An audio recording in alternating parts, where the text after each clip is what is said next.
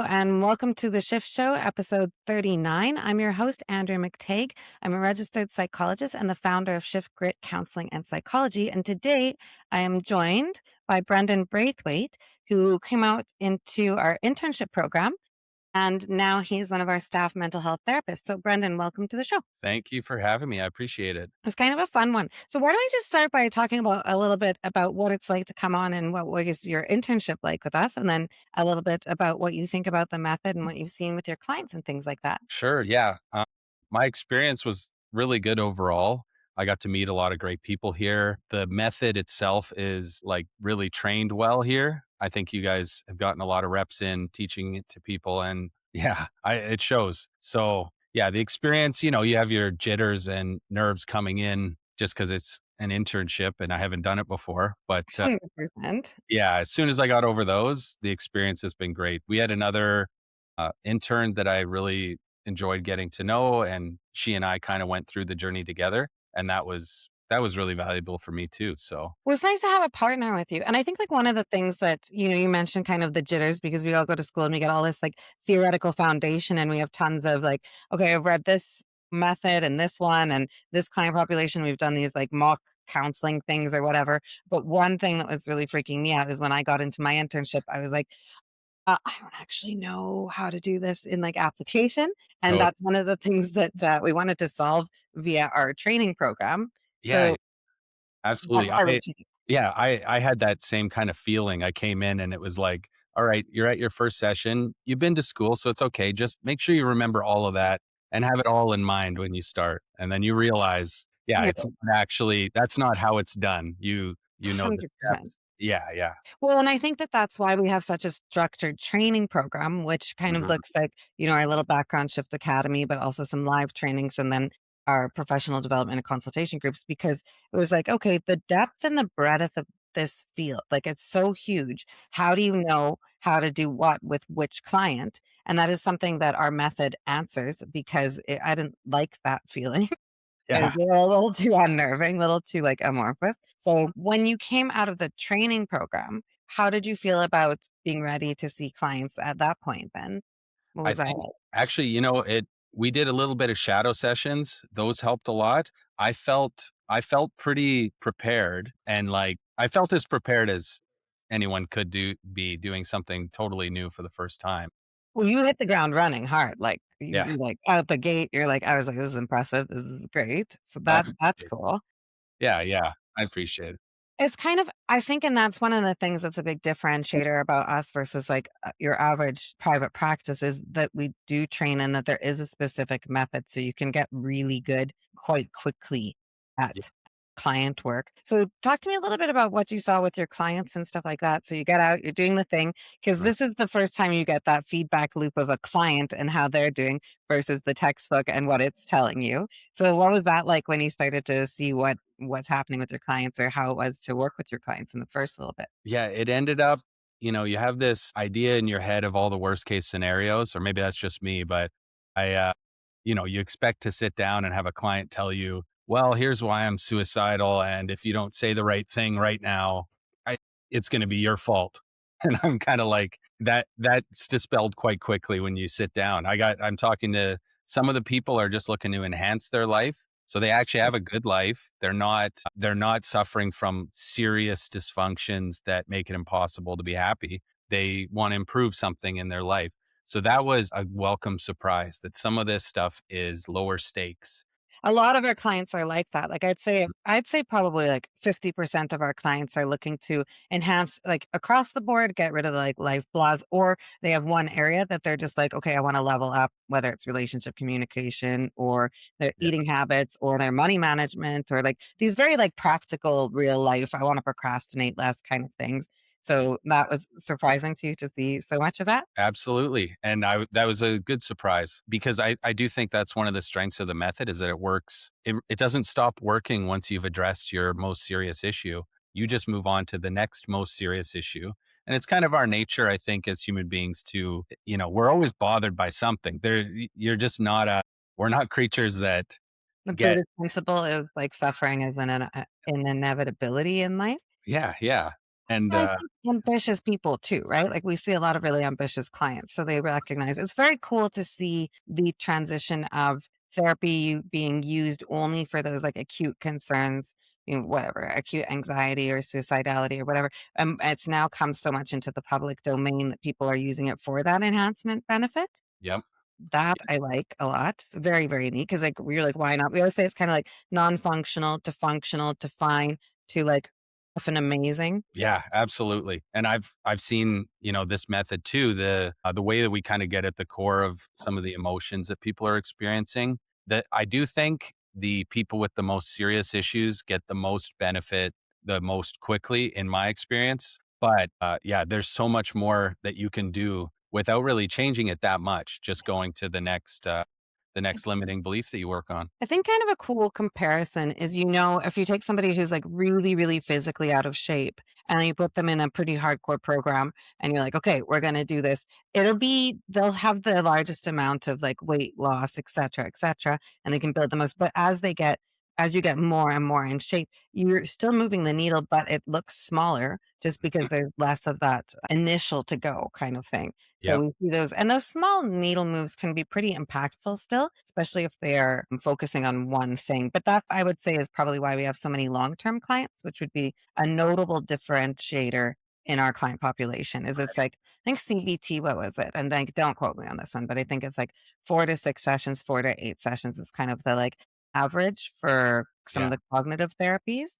That is like not at all what we see. Our clients are over 50% of them stay for 50% of them stay with us for a year or more, and then we stop counting because of what you said, where we're not working on the same issue for that entire year because like you shouldn't be, right? Yeah. That the Absolutely. needle should be moving. But when you get into, and I was talking to one of my clients about this, and I was like, well, why do you want to keep going?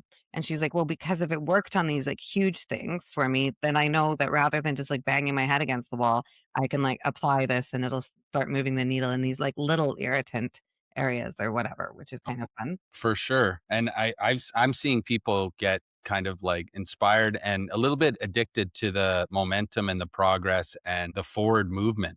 Like that, I mean, that's just so built into us. It's the and, if you can get forward movement, all of the pain is just a little less. All the pleasure comes up a notch. And that's something that's not easy to give up. So and they're getting something worthwhile. What do you think is it that makes it do that? That like that continued momentum? Like what is it do you think about the method or the way we do it here that does that? I think because that drive is a deep emotional drive, the wish to move forward, be productive, I think that's the deepest part of us and the part where we get those deep feelings of meaning. And so when you're improving your life, naturally you're improving other people's lives, you're integrating better into your work, into your family, into your, romantic relationship. That feeling the wish to feel that is like as deep as it gets for us, I think. I don't think you can go anywhere below that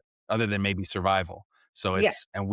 when you work on taking away limiting beliefs that act as a roadblock to that, that kind of demoralize you and make you feel in a deep way and sense that you're not moving forward or have that sensation, you take those out and start moving forward and things just fall into place and makes so much more sense. Well, I think that's one of the key things is I wanted to find a method to use with our clients that produced reliable change consistently in the wild, right? Because even when we talk about like limiting beliefs or non-nurturing elements or whatever, I'm always saying like the clients don't really care about that. What they do care about is like not binge eating or not yelling at your kid or not getting into like a state of mess where you just like feel like you're on a hamster wheel or whatever. They care about the thing that is messing with them in the wild. And I think our orientation to delivering on that thing via the removal of limiting beliefs, which mess with people's identity and how they interact in the world. But it's that thing because at the beginning, and I don't know, I did a lot of talk therapy, like personally,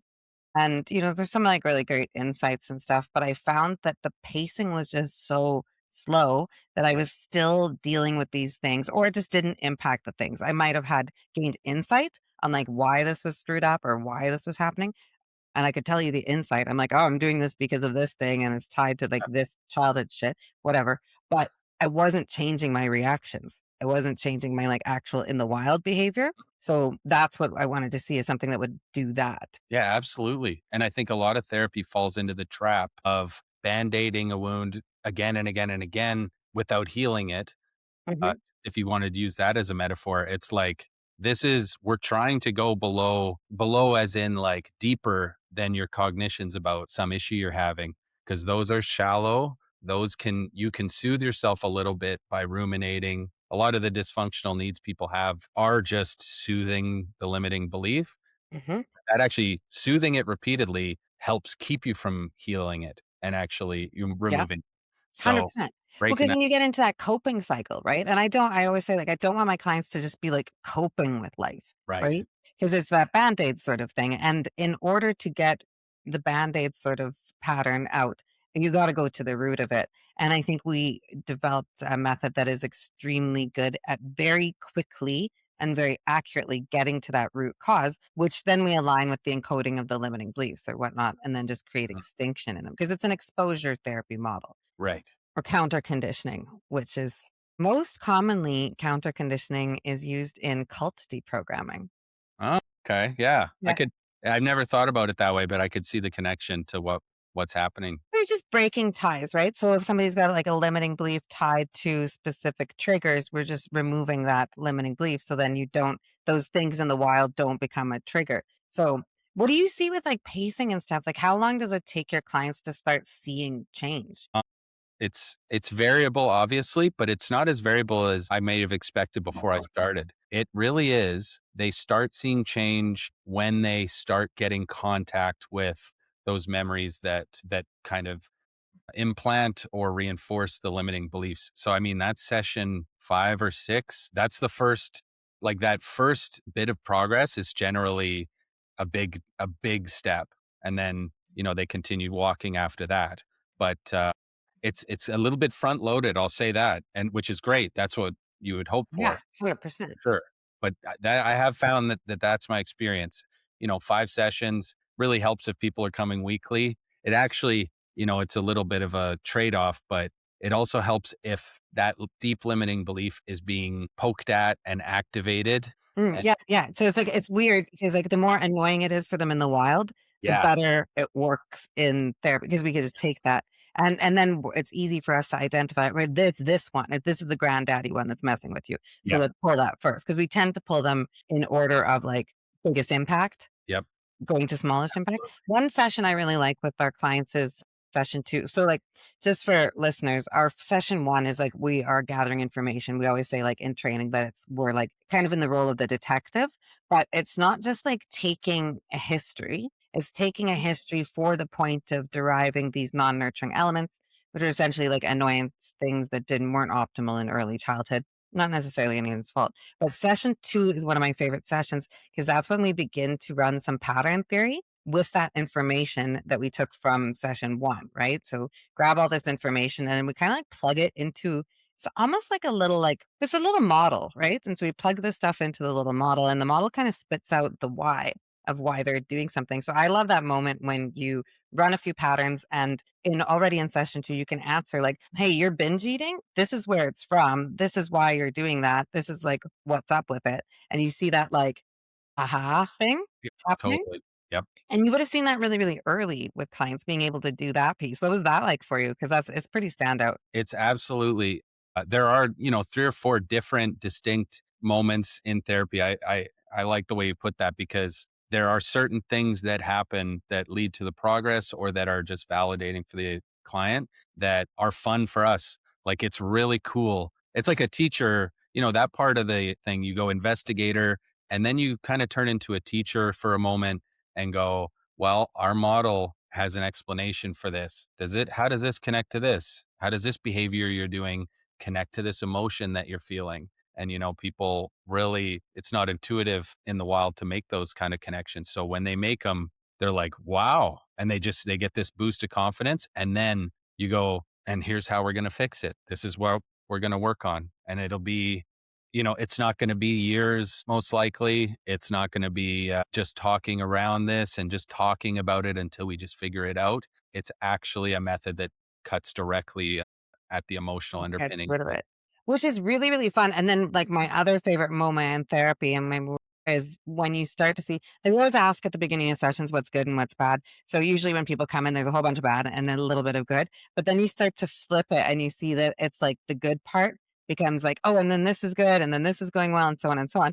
And then the bad part gets smaller and smaller and smaller, which is really, really fun when people realize, it's like, hey, you're living in like 2.0 brain now Yeah, automatically without like, going home and doing like a worksheet or whatever. It's like it just rewires your brain and you can see that rewired brain creating these automatic new reactions. Or I know you had a client as having some severe nightmares and night terrors and things like that, which is something that we see a fair amount. But when they're just like not anymore and they've been suffering with this thing for their entire lifetime, like it's so wild. Like it's such a fun experience to have been a part of facilitating that. well, totally. And it's enjoyable. Most of the clients make the connection. I occasionally have that experience of a client going, "Yeah, it was a good week," and they go, "Here's the 10 good things. Here's the one bad thing," and that is just a total reversal of 2 months ago, let's say, and they don't say, "So yeah, the therapy's been working," and I have that urge as a therapist to To go, be like, yeah. "I can explain." Sometimes I will tie it to it, like, when I think it was like the client, she's basically one of those like this it happens a lot, where they're always in the position of saying yes when they wanna say no and so on and so on. And there's just some request from her kid's school thing to do some fundraiser thing or whatever, whatever. And she was like, "Yeah, I don't think so," and they decline them.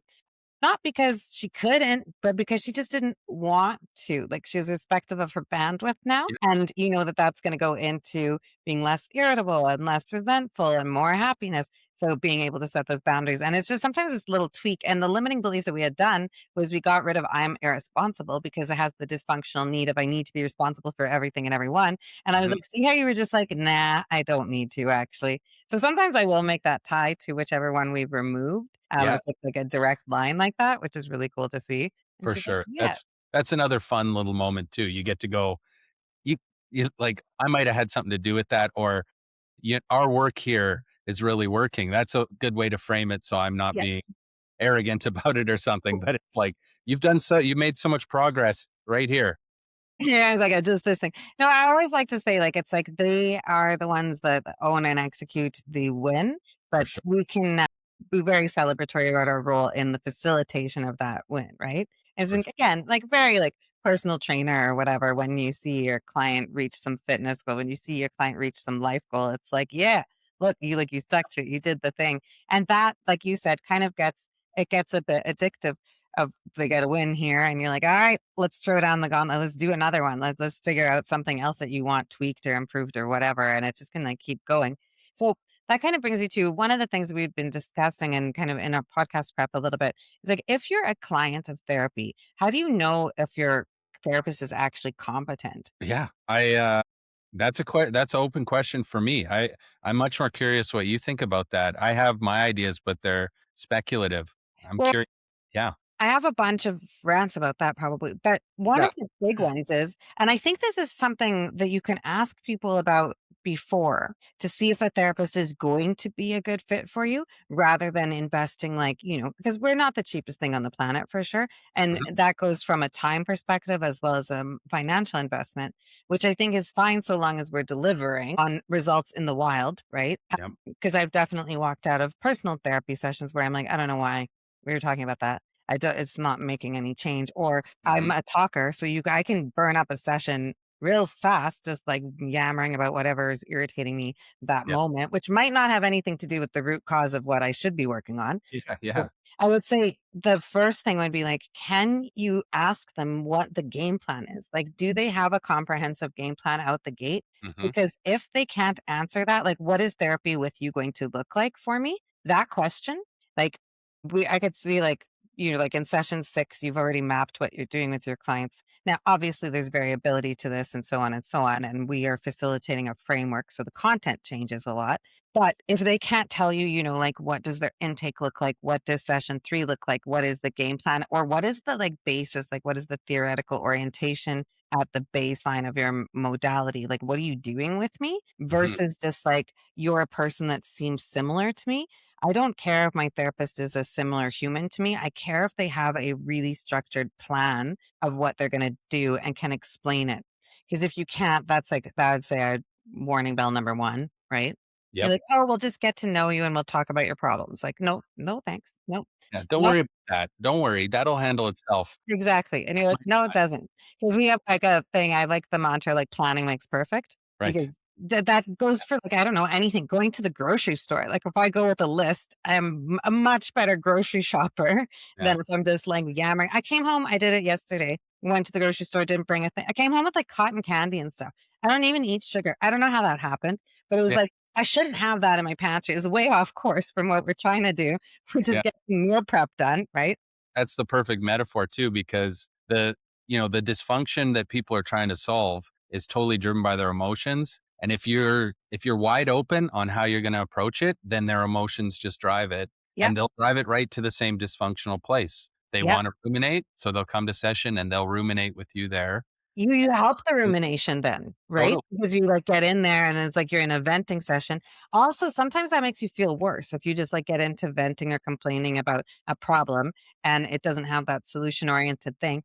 Okay, so that would be one, and I would say, like, when you're interviewing therapists, that would be something that I would wanna, like, ask about, like, "Are you gonna do that?" Like, I sat down for an intake with the therapist and it's like, "Well, what do you wanna talk about today?" I'm like, "I don't know. What should I talk about? I've told you what my baseline issue is. I don't know about it." It's like asking me, like, "How do you wanna operate on your knee?"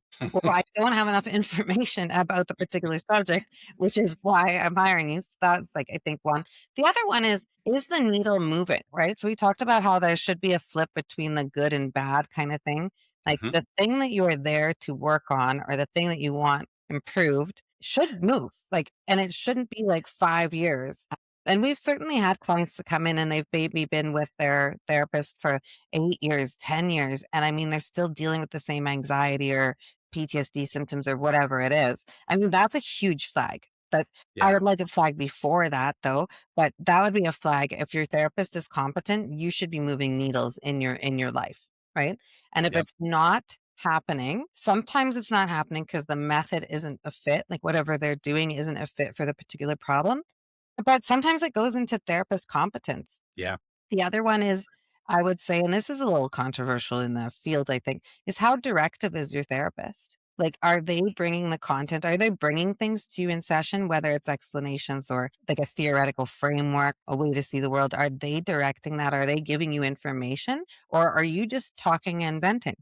'Cause that's a pretty big sign. Like, if I get in front of a therapist and I can just vent and ramble for a number of sessions, like, I don't that's not good. Well, then I might as well call my best friend because she's a lot cheaper, Yeah. Yeah. you Yep. know? Well, and knows me well, right? Yeah. She's also a trained psychiatrist, so she's probably gonna give some insights, but you know what I mean? Or any of the friends, right? So I'd say those are pretty big markers for if your therapist is competent or not. Can they answer your questions would be the last one too. If you have Yeah. questions, so say you have borderline personality disorder, or maybe you're suffering from some anxiety, can they answer questions about why that is there, how it got there, and what they're gonna do to get rid of it? Yep. Right? And I'd say Absolutely. there's a bit of a thing. So, and you'll notice that in none of my answers to that question was are they a personal fit for you? 'Cause Okay. Yeah. You're not into that part of it. no, well, I think we did some research on it a little bit, well, like a lot bit, and it goes in a bunch. The research is varied, but I would say you have to have enough rapport with them that it's not going to be a negative, right? So you can't have negative experiences or a high misalignment, right? But that doesn't mean that, you have to like all the same things. You have to be the same gender. You have to be the same category of person, especially if they have a really structured modality that they're using or they've got a really structured framework, right?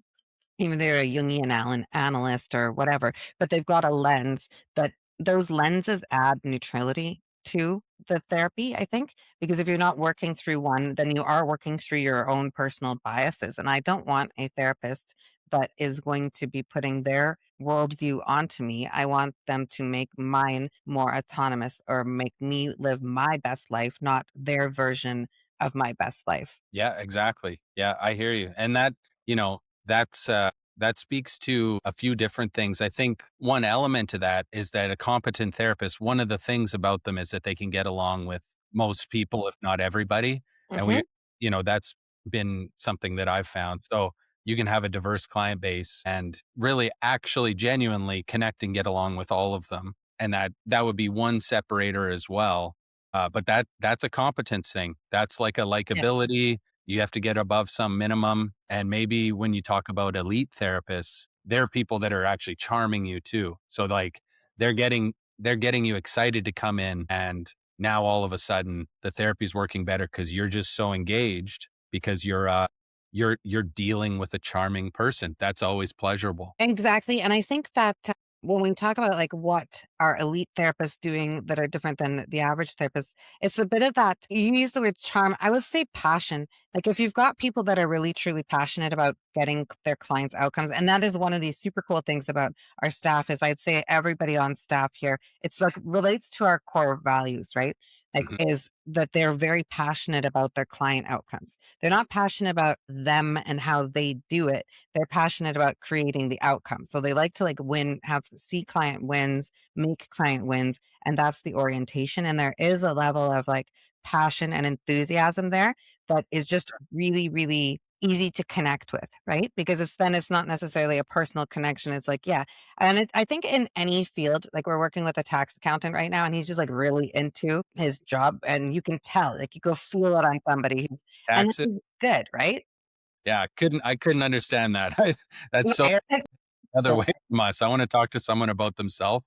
They pull out taxes, I'm falling asleep immediately. 100%. But, like, there's always a thing for everyone, right? Like, where they've got that but if you find a therapist and they've got that, like, passion, you can feel it, I think. The other thing for me, because I've gotten the, opportunity to look at a lot of different therapists work over the years, and the ability to be disciplined is crazy huge on what an elite therapist is gonna do from the average therapist.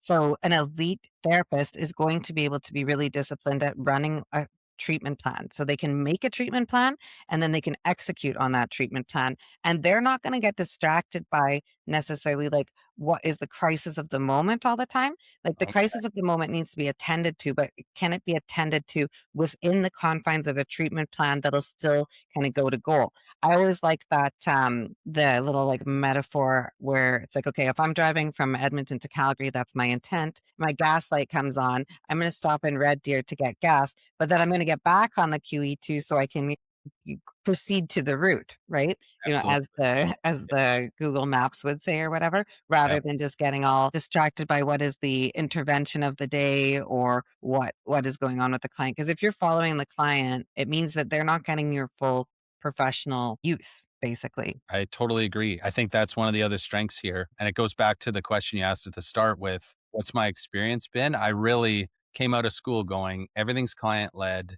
There's no confrontation unless it's so safe. The client's so well prepared." And there are ways of confronting clients that are not so risky, they're not so likely to go south or cause them to disengage or stop therapy or whatever. I think it's But much more interesting to yeah. that point to know how to talk to people about difficult things and Mhm, keep them comfortable. So one of our core values at Shift is truth over comfort. So we mhm. talk about a lot of uncomfortable things, but because we're working through a theoretical framework of pattern theory, once it's framed like that, you can explain why the less than desirable item is occurring. And if you pair a hard thing with the why, you also are demonstrating a level of understanding. You're not dismissing, rejecting, or judging, but it allows you to bring up these kind of truth over comfort items and display them to your clients, which moves the needle much faster because tiptoeing around stuff is not productive for developing an outcome. Totally agree, and my clients are begging for that. I learned quite quickly. I tried one time early in my practicum. I asked a client, I said, "Do you want me to validate your emotions exclusively? Or if I see something dysfunctional?" This was my way of Yeah. experimenting and finding a way around that problem. And the client lit up like and said, like, confront me. Many of the ways I'm thinking about these things are keeping me stuck. Like they have that insight. Yeah. That's why I'm in Yeah. therapy. So now if you confront me, if you take a little bit of an expert role and you say, well justified within our framework, here is how that idea is reinforcing the dysfunctional pattern that you're suffering from. The clients are really ready to say thank you, especially if they've been to, I know a lot of people in my personal life that go, I went to talk therapy It for didn't 2 years. work for me. Therapy doesn't work. And Yeah. I'm kind of like, yeah, some therapy doesn't work. That might be a little bit more black and white thinking. Maybe Because, that's yeah, some therapy doesn't work, right? Like, I certainly have had, like, the experience of being in front of some really talented therapists and some really not so talented therapists, and I think it's that stuff. It's like the game plan-y thing. Most people like that. It's very a spinach in the tooth moment kinda thing. If yeah, you've got spinach in your teeth, most people would say they would prefer to know, even yeah, if it creates a little feeling of embarrassment because maybe you're at a company dinner or something like that, and you're like, "Shit, yeah, oh, whatever, but, like, tell me now anyway so I can correct it." And sure, that's the kinda key thing, right? Is if you don't use a little bit of truth over comfort, if you don't ever like, if you see something, say something kind of airport style. If you don't say that, you can't take that bomb out, right? So absolutely. you gotta kinda know that it's there. And I think also importantly is not just pointing out difficult things because that's, like, not fair, right? You're like, "Oh, you got spinach in your teeth," but it's more like, "You got spinach in your teeth, here's a toothpick." Yeah. Like, "We can So, fix it. I'll check and I'll tell you when it's gone from your teeth," and then yeah. everyone's got the relief because now the problem isn't the problem. But I'd say that that would be a big thing. And then the other one I'd say would be a big difference in elite therapy versus not so good therapy would be, are they judicious with your time? Yeah.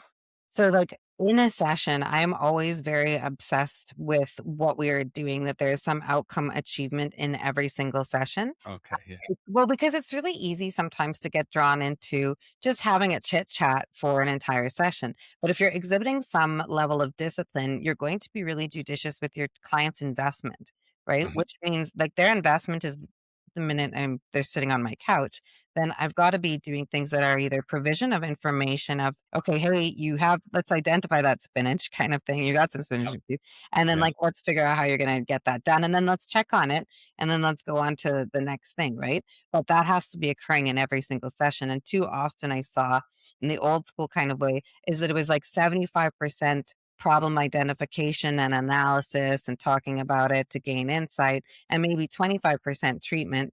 And ours is definitely the opposite, right? It's way more treatment and less problem identification because we're working with a modality that can identify that root pretty damn quickly and consistently very, very correctly, which Yep. I think is fun. Yeah, and I mean, it's an easy trap for psychologists or therapists to fall into because a lot of people are getting into this field because they like talking about all this stuff. So Yes. it's kinda, you have to go, maybe that's the dessert and maybe that's fun and or particularly interesting, but you gotta eat your vegetables, and that's doing the actual, sometimes painful or uncomfortable, but not as uncomfortable as I expected. A lot of these people are facing very difficult memories. They're going right to it, Mhm. and they demonstrate bravery. They're Yeah, like, "I'm yeah, scared, and I'm heading right in." And that's that's it. another big moment. That and it's so, I think a bit awe-inspiring when you see a client, like, face something. Now they're doing it in a controlled burn way, right? Not forest fires, like, out walking around in the wild and you have those difficult thoughts, but they Mhm. do it, and our clients and it's kinda interesting because 'cause you'd mentioned something about tough love versus soft love. So, like, tough love being, like, support and accountability, confronting is a common word used in our field versus soft love. I think I have a different one, which Okay. is, like, educated love. So, Okay. like, if you're, like, knowledge and acceptance oriented, Right. so if you're like, "Hey, can I be educated about this? Can I know things? So did we take a proper history? Do I have I looked at it through the lens? Have I done good enough diagnostics with my clients to get to what is the root problem that they're facing, or what is the limiting belief? What is it, like, accurately?" So knowledgeably, what non-nurturing elements did they face that encoded that? So do I have a breadth of knowledge quickly Yeah. acquired with them? And then do I have acceptance of them as a human, as an autonomous human? So I'm Mhm. not putting on my "you should be this way" or "here's my advice giving." We don't do any of that. But then I can take that acceptance, like, "Okay, look, we know that this is where this came from. This is why it's being maintained. This isn't really a you thing. This is encoded from early. This is your early programming. It's causing this maybe unlikable behavior even or Right. maladaptive behavior, but that's not necessarily like you're deciding consciously to be a jerk to your wife or whatever the problem is, right? So I Yeah. don't have to put that judgment in there. I can just provide educated love where it's like, look, this is why this is happening. and then twin that with a modality that's going to create extinction in that. So it adds a little bit of neutrality to it. So we could say things like some of the things that I say are like extremely blunt about what is going on, or even like this behavior of saying these things to your wife is not going to net a positive reaction in her, and then that's probably going to have something to do with why you're not getting laid or whatever it is. Yeah, So yeah. very, very like blunt, but then you go back and you tie it into because this thing occurred in your early childhood, which causes the encoding of this limiting belief, which is causing this pattern. That's where that behavior is in this pattern. So let's just go and remove it. Like that's a different way of saying like what's occurred. For sure. There's a little bit of secret sauce in the method where a client gets to see that you've understood what's happened, and then you've drawn connections that they didn't draw because you have a framework for understanding it. You explain the framework, you bring their particular case into it and show them those connections. And all of a sudden, a client is sitting there going, I'm sitting in front of somebody who's trying to help me and has some skill and knowledge that's going to work instead of just a not parental, Handholdy. helicopter parent, yeah, or a devouring mother, or somebody that's just there to make me feel a little better today, to help soothe me just a little bit today, and then I'll make no progress, and Yeah, I'll it's never, like you're soothing me, but then you're also gonna let me run back into the same fire again. yeah, So it's exactly, like, "Okay, well, you might fix my burns, but now I'm running back into the fire again."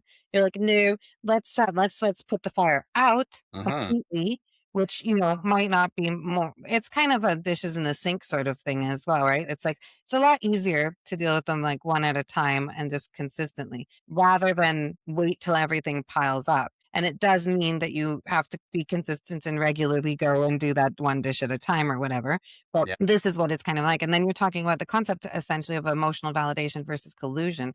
Like, at what point are you just sitting there being supportive? Like, and I think that comes from a lot of alignment sort of stuff. So, like, my perspective, and it's the common perspective at Shift, is that I'm very much like, if you hire me to be your therapist, I am on your team, like, big mhm, time, like, yep, huge levels of alignment. Like, if I work for you, I work for you.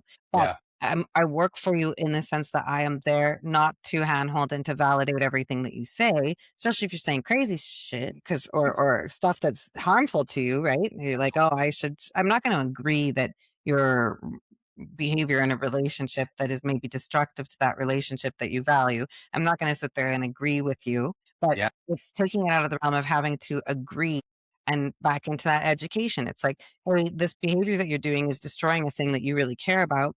Let's take that, let's unpack it, let's do a little analysis, shove it through the model, and then be like, why is that occurring? Do the diagnostic properly, and then just get rid of it.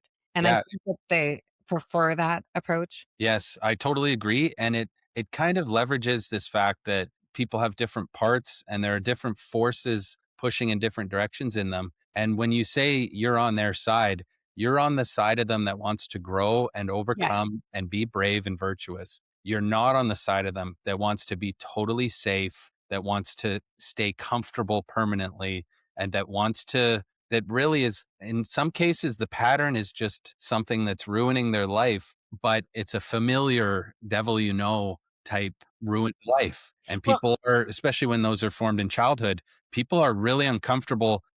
One of the things I've learned in the practicum is there are certain positive emotions people are just as uncomfortable with as negative emotions. And they have to get a little bit used to feeling, when you take out a certain limiting belief, some positive self regard starts creeping in and they're uncomfortable. They're like, this what is the new.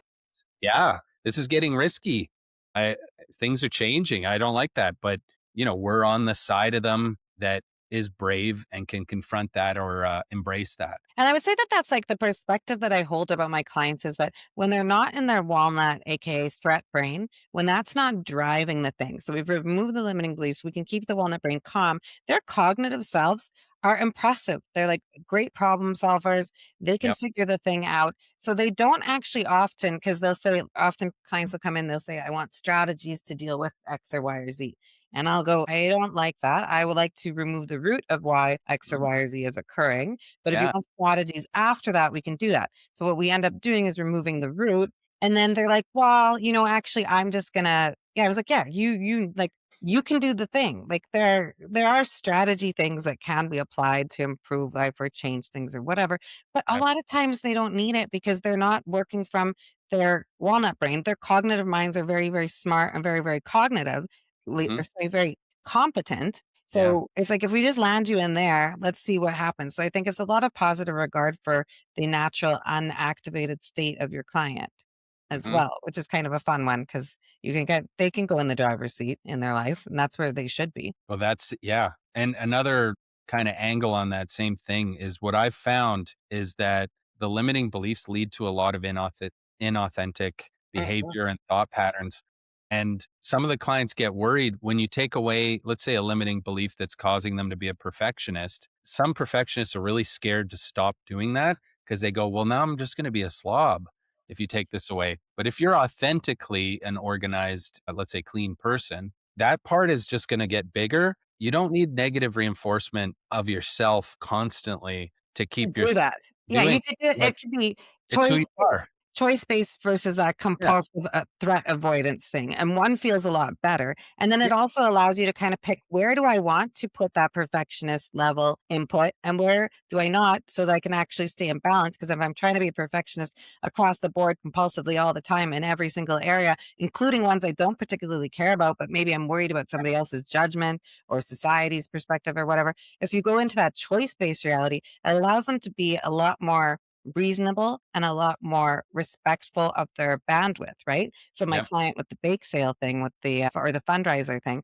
with this kid's sports, well, she can be like, yeah, this is not one that I want to yeah, do. Or maybe she wants to be like super perfectionistic on something else that she does with her children, or the way she interacts with them or whatever. So it allows you to kind of prioritize that because the walnut doesn't, like, if something's coming from that compulsive threat brain, it's not going to be good at prioritizing or delaying gratification or like mhm, thinking in anything outside of a short term model, right? yeah, So we got to get them into the mind that does that. And I think it's very, very cool. So it's been very fun to have you around for internship. And I'm happy that you're sticking around to do the MHT stuff with us. yeah, I appreciate I would think, well, if you want to get a hold of Brendon, he is on the website as the mental health therapist, and he is located physically in Edmonton, but he does a whole bunch of virtual stuff as well. So if you exist somewhere outside of the Edmonton rain and you want to see Brendon, you are still able to do that. And Brendon, yeah, I hope you continue to like keep hitting out of the park because some of your client outcomes have been just wild, and to see that in a practicum is madness. yeah. So I can only imagine that it's gonna get, like, wilder and crazier, and we're happy to have you on for the ride. Yeah, I'm having a great time. I really appreciate you guys having me on the podcast and hiring me after my practicum, and, let's keep the good times rolling. It's been Yeah. really fun so far, so It'll be good. Well, thank you very much, and like I said, you can pop onto our socials to find our little clips and things like that, and there's also our pattern library, so if you wanna see a little bit more depth of what Brendan and I were touching on with whether it's non-nurturing elements, limiting beliefs, or different client concerns, that's on our ShiftGrit resources, so if you pop onto shiftgrit.com and check that out, and if there's something that you'd like to see us talk about on the podcast, drop us a little note on the website. There's a form, and, thank you to all that were listening, and thank you, Brendan, for joining us today. thanks for listening. Thanks, Andrea. Bye.